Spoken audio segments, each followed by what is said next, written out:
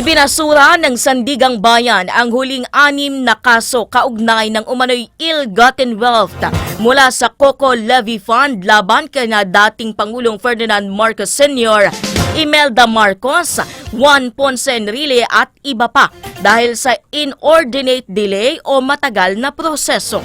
Sa 42-page na resolusyon na inilabas noong December 12, sinabi ng korte na umabot na ng 36 years mula nang isampa ang orihinal na kaso noong 1987. Hindi rin nakapagpakita ng sapat na ebidensya ang prosekusyon sa loob ng halos 3 dekada. Ang mga kaso ay kaugnay ng alegasyon ng maling paggamit ng Coco Levy Funds para sa paglikha ng kumpanya, pag-aari ng Pepsi Cola, pagbibigay ng BHS loans at iba pang transaksyon. Ipinunto rin ng korte ang pagkakatulad ng mga kaso sa naunang desisyon ng Korte Suprema na pabor kay Eduardo Dandingco Wangco Jr.